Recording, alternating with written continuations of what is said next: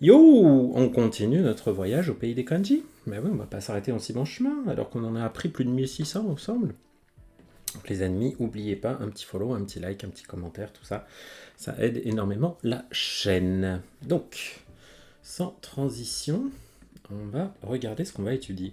Alors on va commencer par un composant qu'on va tout de suite utiliser dans deux kanji, qui est un petit peu bizarre.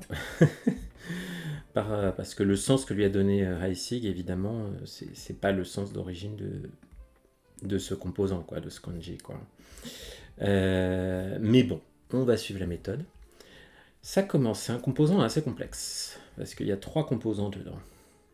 D'abord le drapeau. En dessous du drapeau, on a la bouche. Et à droite, on a le kanji pour épicé, quelque chose d'épicé, de salé. Voilà. Je fais ce trait là un peu trop long, mais vous voyez l'idée.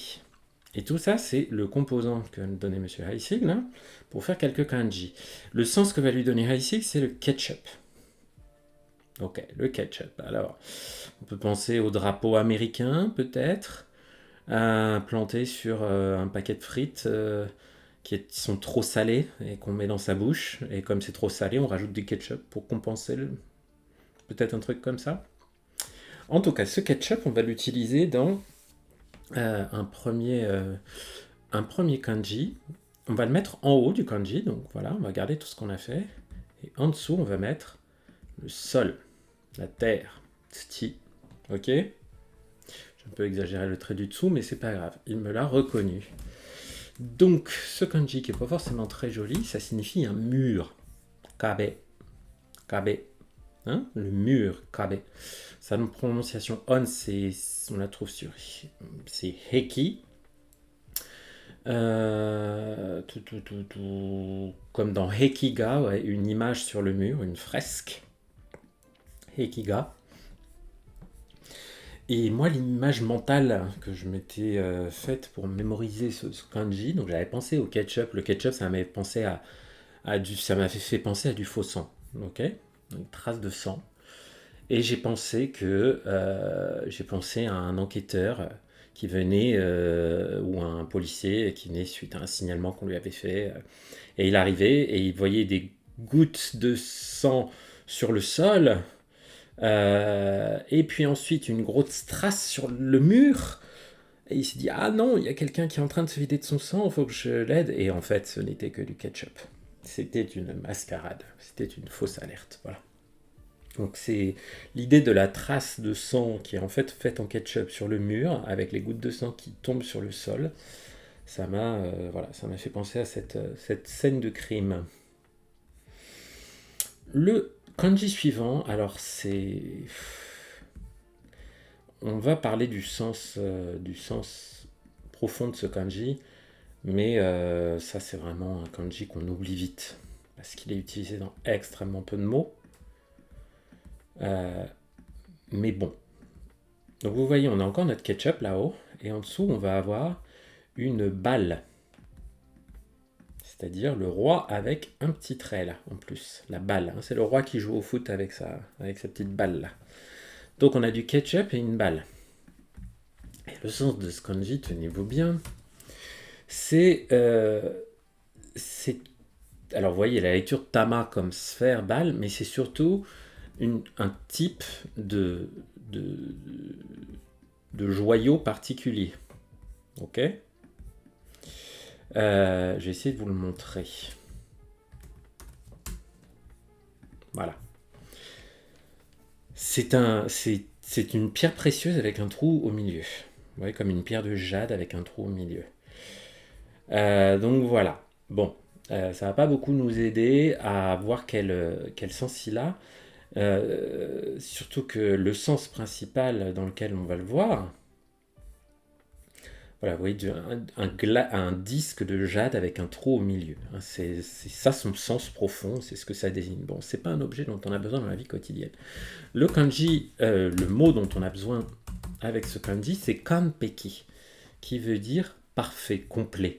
Hein, ça vient sans doute du fait que c'était complètement, je sais pas, C'était sans doute d'une grande valeur, ces bijoux en jade. Donc voilà, la perfection, la perfection, la complétude de quelque chose comme Peki. Donc ça, c'est un mot qu'on trouve souvent, et c'est le mot qu'utilise ce kanji. C'est un peu le seul mot d'usage courant qu'on trouve avec. Donc pas facile à trouver. Moi, j'avais pensé, donc j'avais quand même retenu cette espèce de 10, cette espèce de joyau. Euh, Comme là, on a le roi qui joue à la balle, là, bah, j'avais pensé que le roi jouait à la balle avec je sais pas, son hamburger avec ketchup. Et voilà, et que ça lui faisait couler du ketchup sur ses bijoux royaux. Ses bijoux royaux, quelque chose comme ça. Bon, pas facile celui-là. Le suivant. On va avoir notre ketchup, cette fois-ci sur la partie droite du kanji. Bon, là j'ai un peu dépassé, mais on n'est pas censé dépasser. Hein?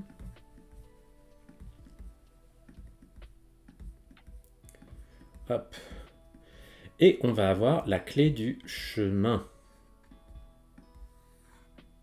Ok. Le chemin, le cheminement.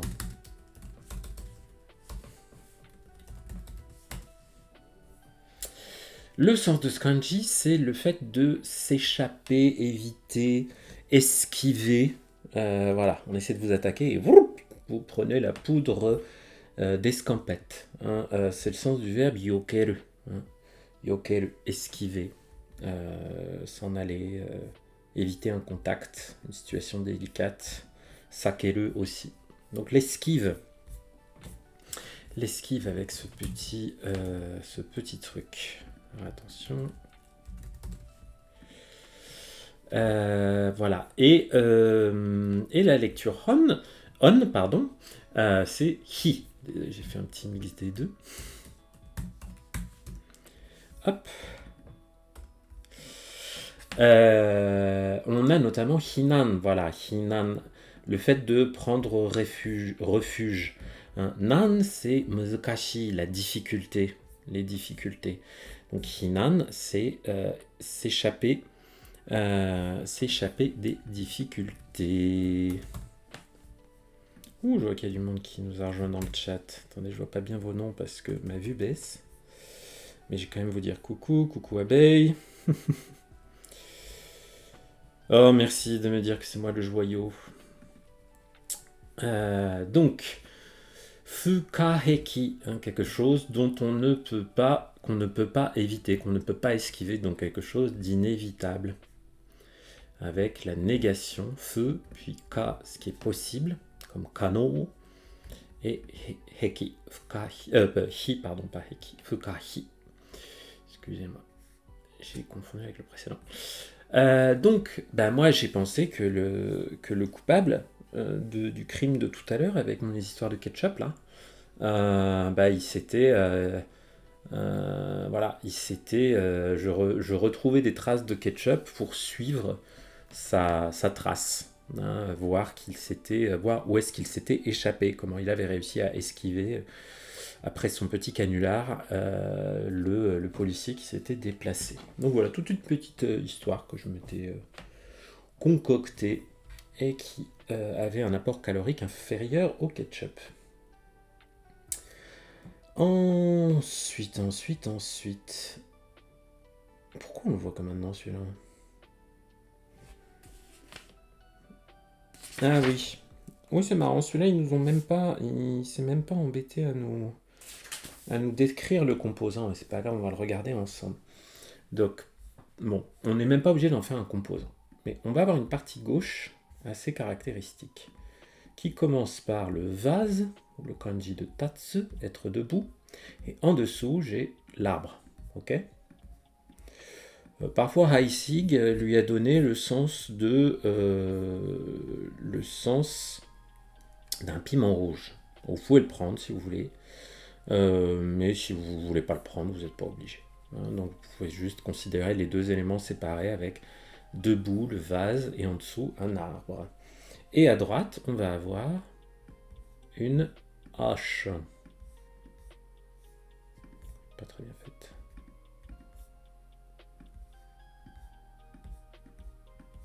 Voilà. Et ça, c'est un kanji très courant, hein, sans doute du niveau N4.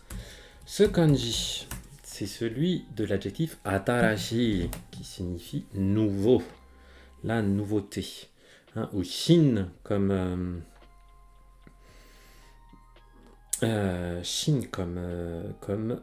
petit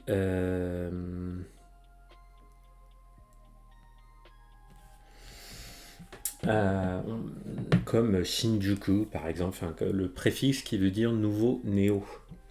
Ok. Je vais vous demander juste un petit instant, je dois me répondre à ce message urgent.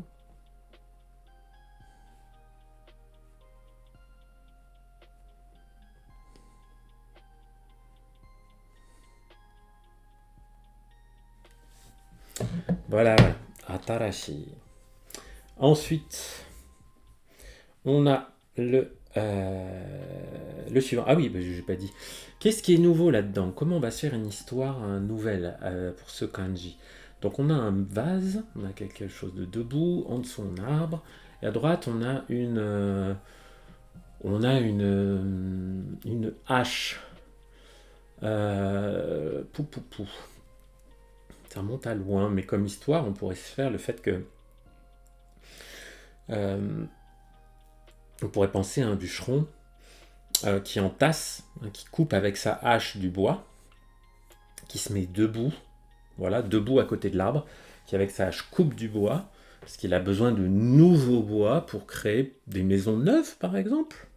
Hein, il veut créer une nouvelle maison, et ben il va couper du bois avec sa hache. Il est debout, à côté, et voilà. Ça peut marcher. Le suivant, c'est presque le même, donc faire attention, parce qu'on a quand même un composant en plus. Et oui, la clé des plantes et des fleurs. Ok. Et en dessous, on a notre nouveauté.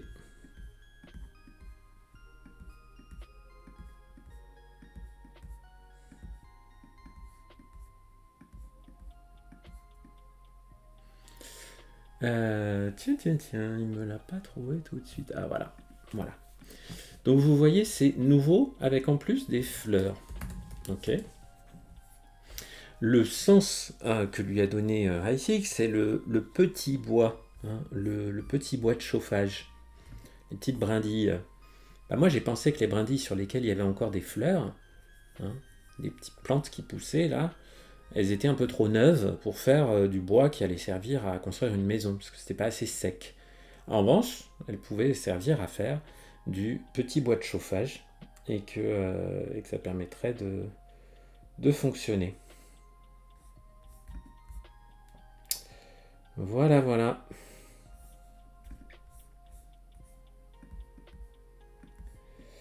Ensuite, donc notre piment rouge là, notre vase avec en dessous un arbre. On le trouve aussi dans d'autres kanji et dans celui-là en particulier.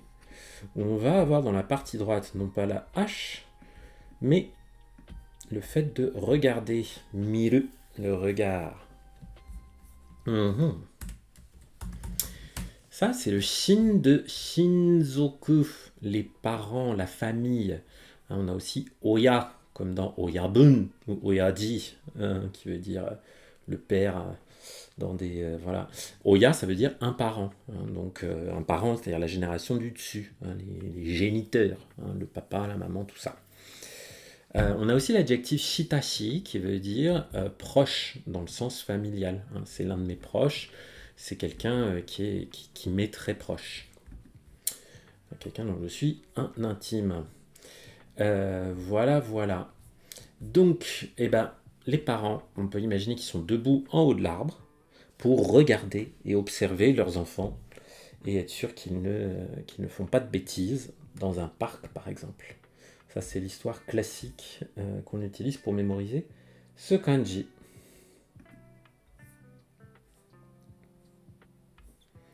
Ensuite, là, on va avoir un kanji qui est assez pénible parce qu'il ressemble énormément à notre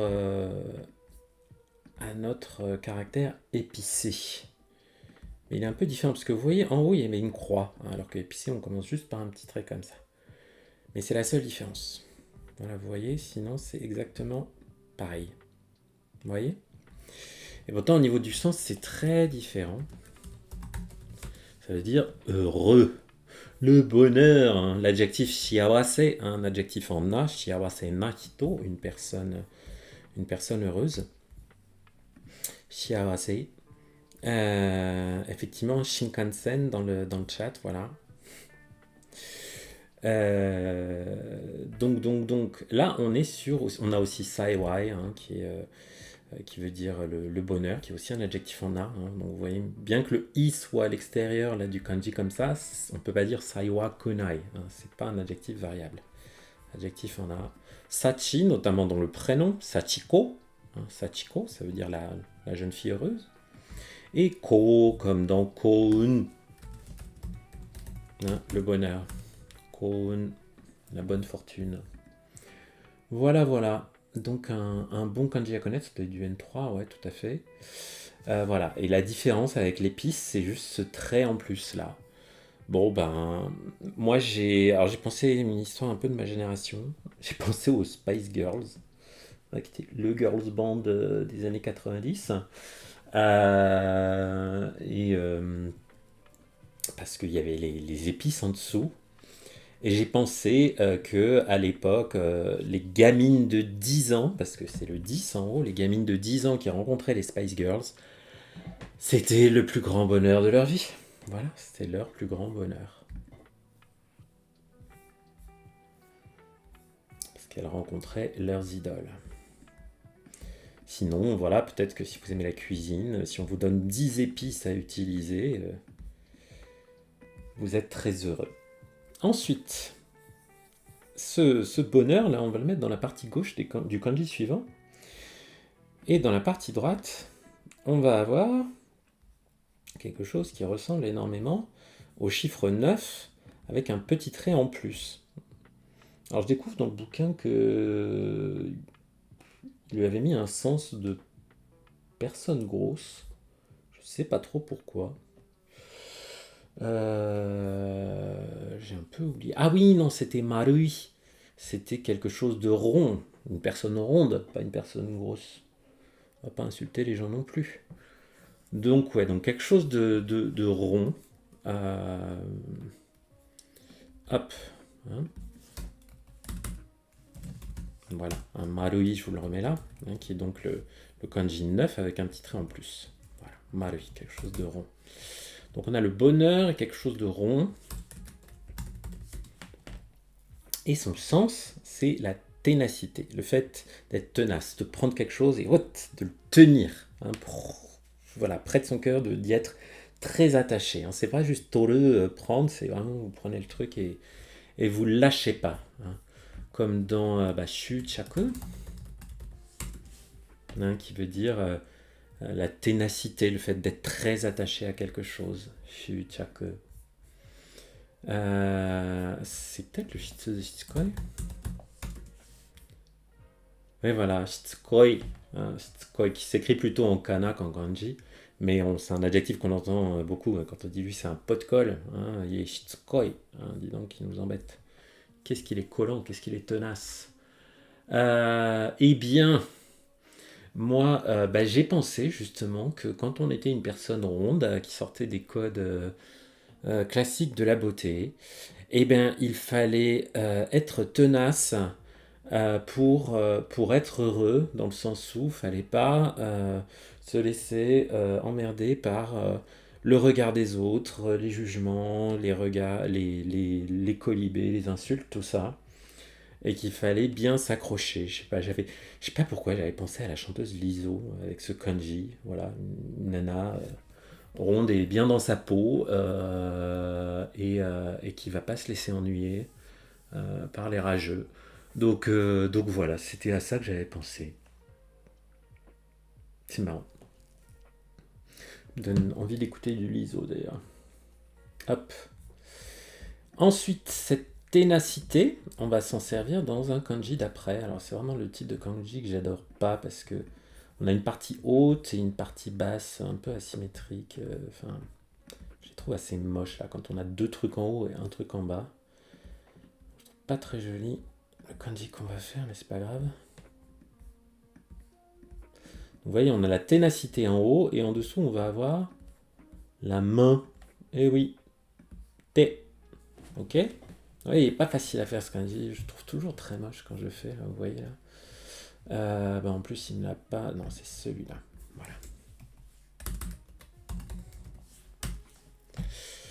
Voilà. Celui-là. Alors, pop, pop, pop, pop, pop. Ouais, notre ami Aïsig, il lui a pas mis tellement ces sens-là. Il lui a mis plutôt. Qu'est-ce qu'il lui avait mis? Il lui avait mis le sérieux, saisir, attraper. Oh là là.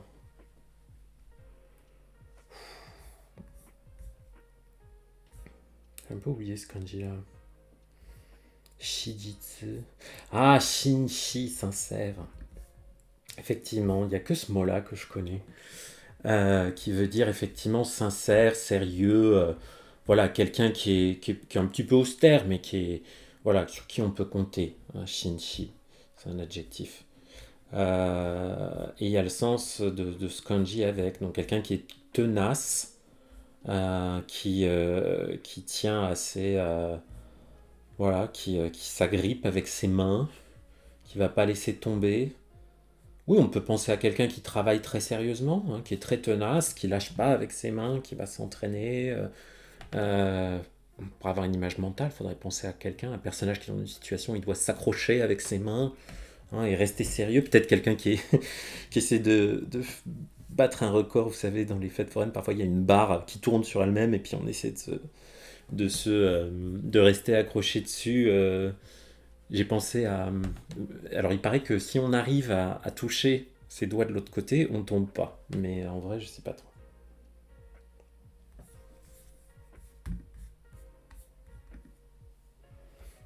Ensuite. Padadadam. Ah oui, le suivant. Donc, on va avoir un nouveau petit composant qui est une corne d'abondance. Ça ressemble énormément au chiffre 4, je trouve. Plutôt en chiffre d'imprimerie, hein. Donc on va faire un, 2 et 3 traits comme ça. Ça ressemble un peu à un 4 quand même. Enfin, faut pas trop dépasser à droite, pardon. Un peu moins. Voilà. Et ça ressemble quand même à un chiffre 4. Moi je trouve que ça ressemble à un chiffre 4. Voilà. Et ce kanji-là, on va le trouver dans un premier kanji. Et donc ça représente une corne d'abondance. Vous pouvez penser aux 4 saisons. Ouais, si on a 4, si pendant les 4 saisons, j'ai des fruits et des légumes en abondance, c'est ma corne d'abondance qui me fait ça. Ok. Et donc le premier kanji qu'on voit avec, à gauche, on a la clé de la bouche. Kti. La bouche et la corne d'abondance. Le sens de ce kanji, c'est le verbe sakebu, qui veut dire crier, pousser un cri. Et cette lecture kyo, on a zekkyo par exemple, hein. Voilà, zekkyo, dai zekkyo, un grand cri. Tac, tac, tac. Donc voilà, une exclamation, un cri. On a aussi le mot sakebigoe, quand il s'agit d'une voix qui crie. Ah mais attendez, j'en ai loupé un. Ouh, j'en ai loupé un, je reviendrai dessus après, j'ai oublié le 1625. Quelle histoire je m'étais fait avec celui-là, avec ce cri?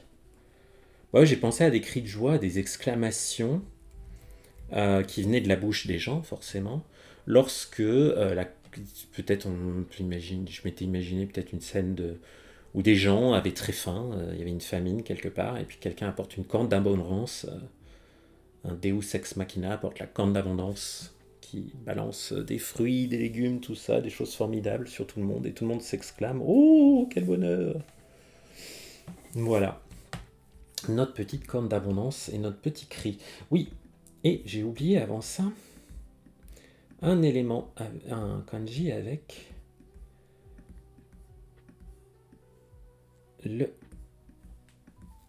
la partie gauche épicée, les Spice Girls.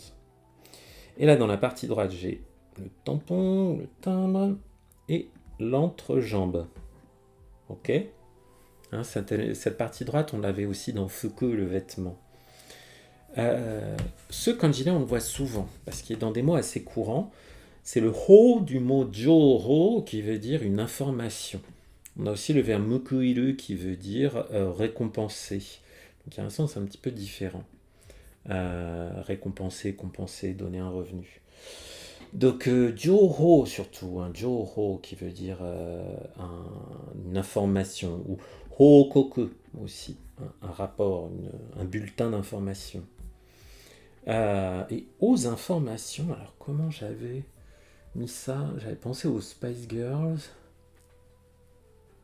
Je crois que je m'étais fait une histoire assez improbable. J'avais imaginé que les Spice Girls avaient fait la une des informations parce qu'elles avaient posé, ce qui n'était pas le cas, puisque c'était pas les nanas les plus provocantes de la Terre, mais bon, voilà, cette histoire-là, elle m'était restée. J'avais imaginé qu'elles avaient fait une pause, un photoshoot, où elles avaient uniquement leur entrejambe recouvert de timbres. Et que du coup tout le monde en avait parlé et que ça avait fait la une des... Voilà. C'était aussi avec, voilà, comme il y avait cette idée de vêtements, d'habillement, avec ce kanji qui lui ressemble, j'avais aussi gardé l'idée de l'habiller ou du déshabiller en l'occurrence. Bref, c'est comme ça que je l'avais retenu. Bon, vous trouverez quelque chose qui vous parle à vous. Tac, tac, tac. Pour en revenir à notre corne d'abondance, cette fois-ci, on va avoir un fil. La clé du fil, du textile. Et à droite, je vais avoir encore ma corne d'abondance.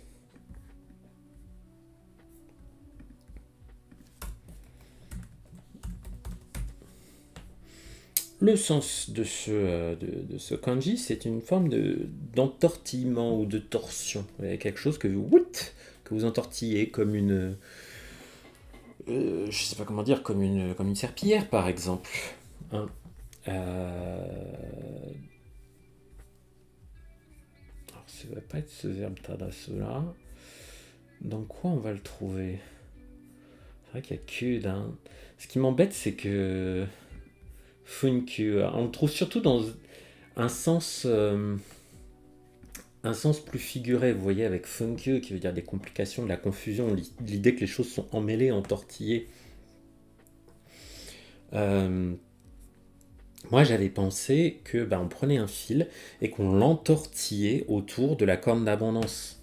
La corne d'abondance, en anglais cornucopia, ça ressemble un peu à ça, vous voyez. Et ouais, moi j'ai imaginé qu'elle était un peu, vous voyez, qu'elle avait un motif un peu compliqué quoi autour d'elle, vous voyez, qu'elle était, voilà, comme ça, qu'elle était enroulée sur elle-même.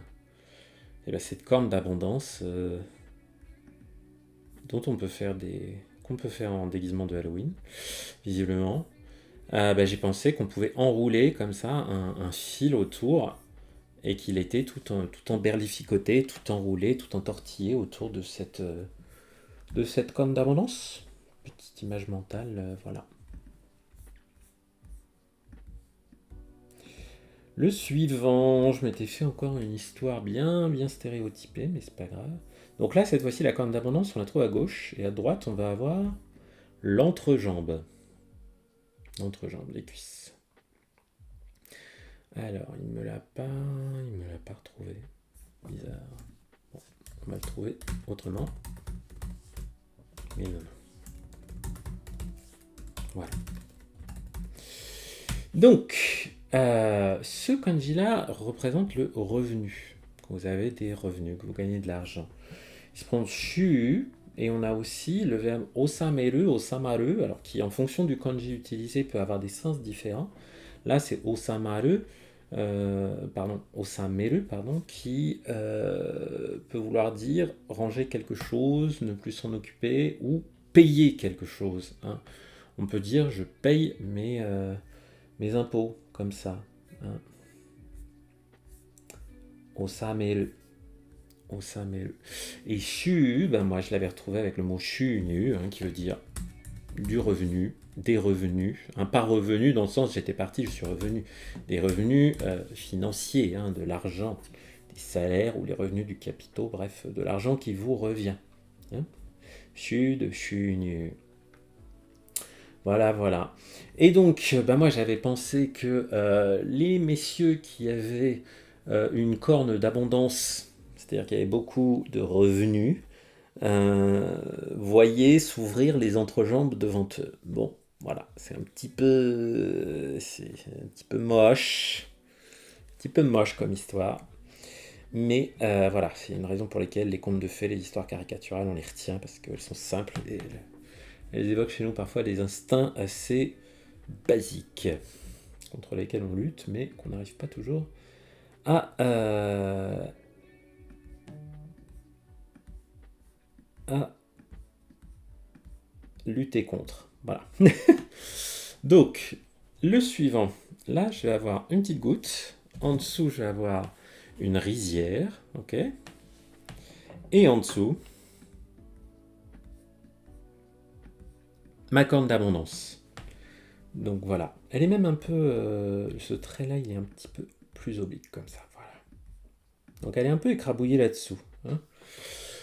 Voilà. Donc ce kanji, il est pas très joli, je trouve. Et ça tombe bien parce qu'il veut dire quelque chose de bas, de vulgaire, de très très humble. Hein. Vous voyez, voilà, quelque chose qui est, en anglais on dit lowly, hein, quelque chose qui est vraiment d'une classe inférieure, hein, d'une condition assez mauvaise. Hein. C'est le sens de l'adjectif iyashi. Iyashi. Yashimeru. Qui veut dire voilà, mépriser, détester quelqu'un. On a là-dedans Hikyo, non? Voilà, Hikyo, quelqu'un qui est un lâche de basse extraction. Tac, tac, tac. À quoi j'avais pensé pour cette histoire? Parce que je me souviens bien du suivant. Alors celui-là, je l'ai un tout petit peu oublié. Une goutte dans la... Ouais, on va aller voir dans la... Alors ce qui m'embête, c'est que Heisig a aussi mis le sens de cerveau à la rizière. Ce qui fait que parfois les histoires sont assez éloignées du sens de la rizière, mais c'est pas grave. Si le sens de cerveau marche pour vous, gardez-le.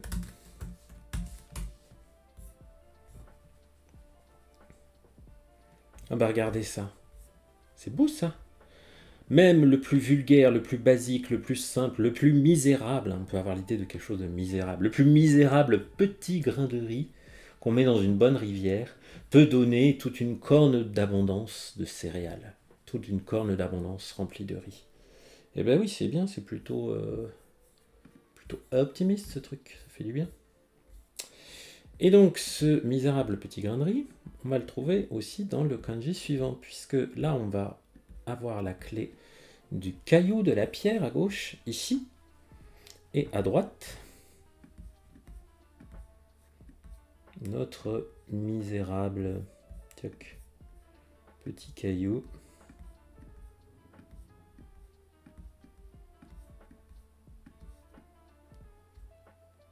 Voilà, voilà.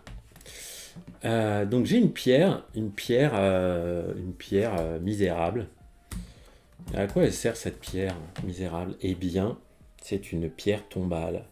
Vous voyez, comme dans les musées. Dans les cimetières, les pierres tombales sont parfois pas très bien entretenues. Et ben voilà, ça fait qu'elle tombe un peu en ruine, quoi. Hein. Donc la pierre tombale, c'est Ishibumi. Ishibumi. Vous voyez, là, on a encore une belle illustration de la différence entre la lecture kun et on. La lecture kun, Ishibumi, 4 sons, 4 syllabes, si vous voulez, juste pour ce kanji, alors que la lecture on, ça va être juste hi. Je crois qu'on peut dire higan, d'ailleurs. Non, c'est pas celui-là. Hiseki? Non.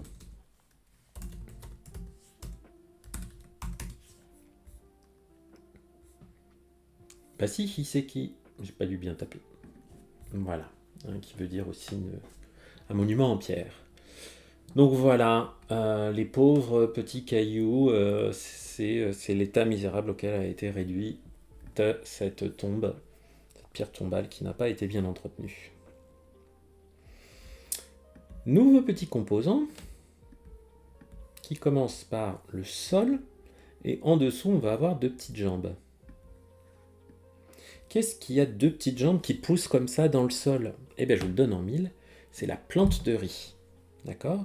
La pousse de riz. C'est le sens de ce kanji. La pousse de riz. Ok? Le premier kanji qui utilise cette pousse de riz va avoir à gauche la clé du sommet, qui ressemble un peu à un gros B, ou à un S7 pour les germanistes. À droite, j'ai ma pousse de riz avec ses petites papates dans le sol. Et en dessous, j'ai encore le sol, la terre. Ok? Ce kanji qui me met pas. Pourquoi ne me le reconnaît-il pas? Il m'en reconnaît d'autres qui ressemblent beaucoup, mais c'est pas grave. On va le trouver. Voilà. Sa prononciation on, c'est rik. Rik, la plus courante. Prononciation oka et roku, on les trouve pas trop. Mais cette prononciation rik et ce sens de terrain, de land dans le sens le continent, la partie de terre ferme. Vous pouvez avoir le sens de terre ferme avec ce kanji. Ça marche bien. La terre ferme. On le trouve dans tout ce qui est lié à un continent déjà. Donc Tairiku, un grand morceau de terre ferme, c'est un continent. Ensuite, on a Ririku, se séparer de la terre ferme, c'est le décollage. Et Chakuriku, arriver sur la terre ferme, c'est l'atterrissage. Voilà. Et donc, c'est peut-être dans les sommets, dans les montagnes, que on trouve le meilleur sol, la meilleure terre ferme pour faire pousser des petites plantes de riz. Ça peut être pas mal comme moyen mnémotechnique. Le suivant. Cette fois-ci à gauche, on a l'œil. Que j'ai pas très bien fait. Allez, je vais faire un peu mieux.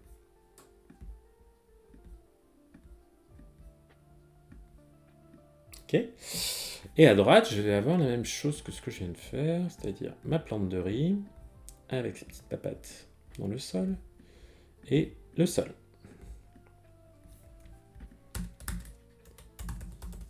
Le sens de ce kanji, c'est l'intimité.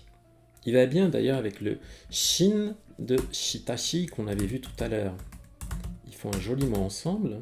Shinboku, qui veut dire l'amitié, l'intimité. Voilà, le fait de connaître quelqu'un bien, dans un cercle autre que le travail. Shinbokukai, ça veut dire ça veut justement dire une réunion informelle.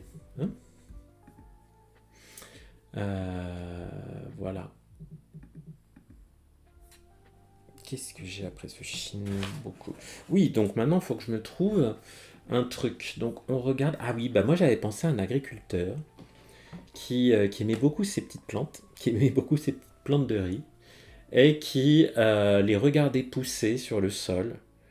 Et ça crée chez lui une amitié, un sentiment d'intimité avec ces plantes de riz. Donc j'ai pensé à un agriculteur accroupi en train de regarder ces petites plantes et de se dire qu'est-ce qu'elles sont formidables et de ressentir une forme d'amitié très puissante pour ces petites plantes. Je sais pas si c'est une image qui vous parlera à vous, mais en tout cas c'est celle que je m'étais faite pour moi.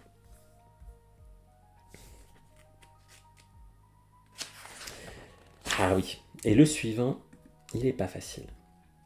Il n'est pas facile du tout. Donc on va avoir notre plante de riz, en dessous le sol.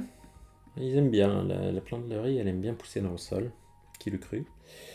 Et avec de l'eau au-dessus, bien sûr. Et à droite, j'ai encore un rond, ou une personne ronde, si vous voulez. Et en dessous, j'ai de la force. La force. Ok. Donc encore un de ces kanji avec deux trucs en haut et un truc en dessous, que je trouve pas très joli. Ce kanji, il est quand même assez courant. D'abord, on le trouve dans l'adjectif, dans le mot, le nom ikiyoi, qui veut dire de la force, de la vigueur. Il est vigoureux, ce kanji. C'est le kanji de la vigueur. Ikiyoi. Et zei, on le trouve pas mal. Par exemple, ozei, ça veut dire nombreux pour des gens. Ça ne s'utilise pas comme takusan pour tout et n'importe quoi. Ozei, de nombreuses personnes. Donc voilà. Ikiyoi yoku. Que vous dire d'autre sur ce kanji? Donc, moi j'ai pensé que pour donner des grains bien ronds, là j'ai pensé à la rondeur des grains de riz, ok? Pour donner des grains bien ronds, la force dont avait besoin la plante de riz qui était plantée dans le sol, c'était de la vigueur. Quand la plante elle a de la vigueur, ça lui donne la force pour bien pousser, donner des grains de riz bien ronds. Le riz japonais, il est plutôt rond, un peu comme le riz à risotto. Et tout cet élément en haut de ce kanji, on va le retrouver dans le suivant.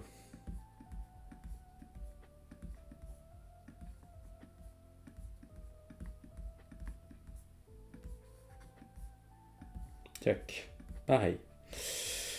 Et là en dessous, je vais avoir 4 petites flammes. Je vais avoir le feu. Le feu, le feu. Et ce kanji-là, qui peut se lire Atsui, mais qui va surtout se lire souvent Netsu, indique de la chaleur, et en particulier de la fièvre. J'ai de la température. Quand on dit qu'une personne Netsu ga arimasu, c'est qu'elle fait de la fièvre, qu'elle a un petit problème, qu'elle est peut-être un peu malade, peut-être qu'elle a une infection. Donc, la chaleur, la fièvre. Si on veut faire cuire nos grains de riz bien ronds, il faut de la chaleur. Sinon, on va avoir du mal à les manger. Tout simple. Donc, j'ai gardé cette idée de chaleur avec le chaud qu'on mettait en dessous de la casserole de riz. Le suivant, c'est un kanji que j'aime pas beaucoup. Mais on va quand même le regarder. Donc on commence par la clé des plantes et des fleurs et on continue avec notre petite plante, notre petite pousse de riz. En dessous de cette pousse de riz, je vais avoir des jambes qui marchent. Ok. Pourquoi j'aime pas ce kanji? Parce que je trouve que vraiment le sens que lui a mis ici nous aide pas beaucoup. Non, il nous aide pas beaucoup. Donc il y a l'idée d'une forme de losange, ok, qu'on dit diamond en anglais, mais c'est pas un diamant, c'est un losange. Et on a cette lecture ryo. Dans la vraie vie, on ne le trouve pas très souvent ce kanji, c'est ça qui m'embête. Mitsubishi, ouais. Non, Mitsubishi. En fait, c'est du lobbying de Mitsubishi qui a permis de garder ce kanji, quoi. Parce que à part là-dedans, on le trouve vraiment pas, quoi. Ce Hishi, là. Est-ce que c'est le water chestnut? Moi non plus, la châtaigne d'eau, Hishi. Non, je pense que c'est simplement du lobbying de Mitsubishi qui a fait qu'ils ont réussi à garder leur kanji. Bref, si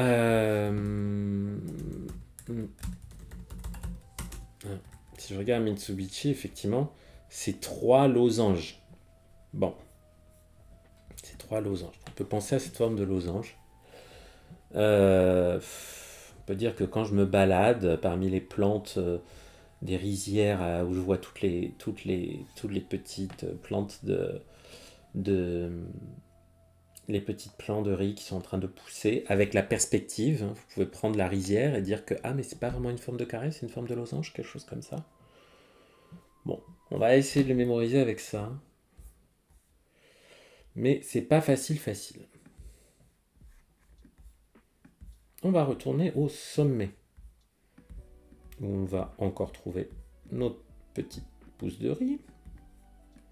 Et cette fois-ci en dessous, je vais pas avoir la terre, le sol. Je vais avoir encore les jambes qui marchent. Ok? Et il est là.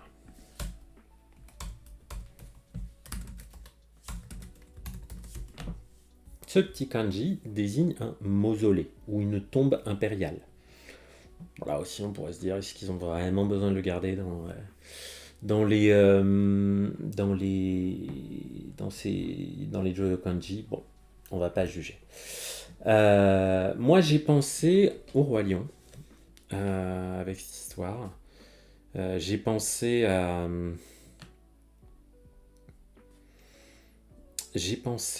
notre tchac. De quoi je parlais? Ouais. D'un mausolée. Donc notre mausolée, Misasagi Ryo. Ce mausolée, j'ai pensé que c'était celui de Mufasa, le papa de Simba après qu'il était mort, qui est donc au sommet du rocher des lions. On allait marcher pour aller voir le mausolée et que dessus poussaient des petites plantes de riz. Parce qu'il n'y a pas beaucoup...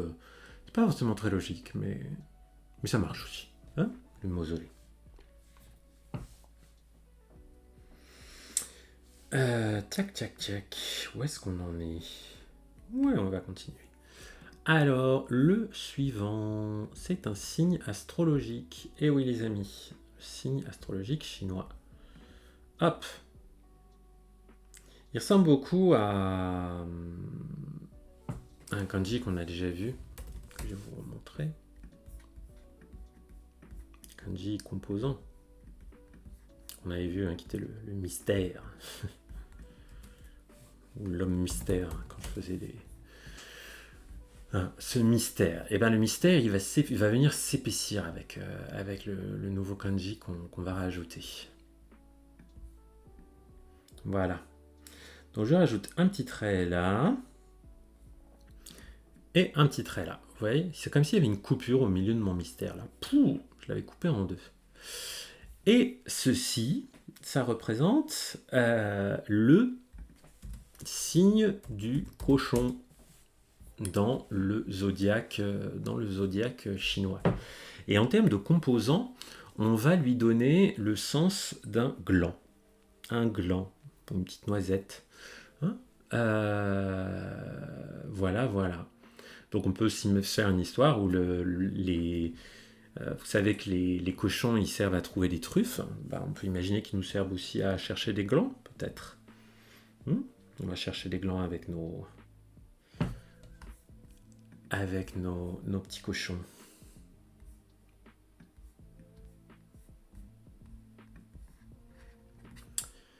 Et notre petit gland, on va le trouver d'abord dans le bois. Là, je vais d'abord avoir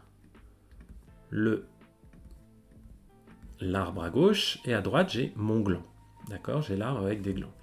Le sens de ce kanji, donc il se prononce kaku, c'est le noyau, mais le noyau à l'intérieur d'un atome, si vous voulez. Vraiment voilà.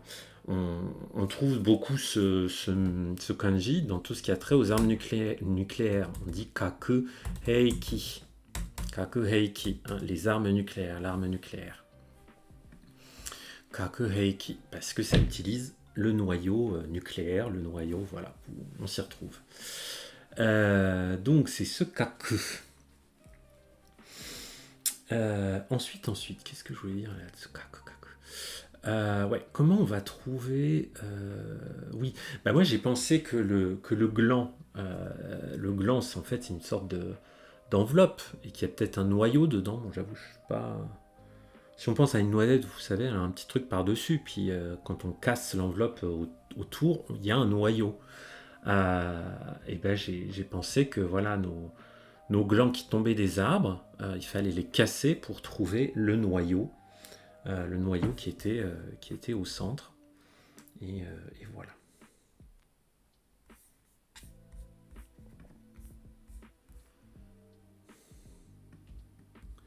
Ensuite, cette fois-ci, on va l'avoir à gauche, notre gland. Pam, paladam. Et à droite, je vais avoir un sabre. Ok? Un sabre. Une petite épée. Le sens de ce kanji, c'est celui du verbe kizamu, qui veut dire entailler, faire une entaille. Hein, quand vous allez graver quelque chose avec une lame, faire une entaille dans quelque chose. Voilà. Et ce koku, la lecture on koku, on la trouve dans Shinkoku, non? Hein, Shinkoku, ça veut dire quelque chose de grave, de sérieux, hein, qui a fait une entaille profonde. Une entaille profonde. Kizami, kizame, koku. Donc cette entaille, qu'est-ce qu'on va en faire? Oui, cette entaille gravée là. Moi j'avais pensé au fait que quelqu'un qui avait gravé les initiales, ses initiales et celles de son amoureuse ou de son amoureux dans un arbre dans un arbre qui avait des glands, hein, qui c'était peut-être un oisetier ou je sais pas quoi, avec sa petite lame, avec son petit sabre, voilà. Donc j'ai vraiment pensé à cette image mentale là qu'on a tous des initiales des amoureux taillées dans un arbre. Voilà.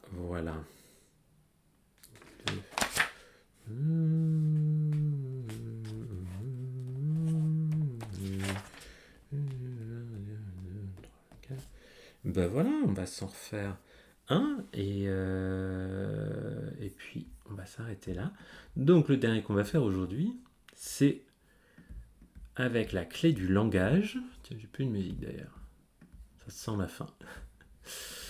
Dire quelque chose, le verbe if.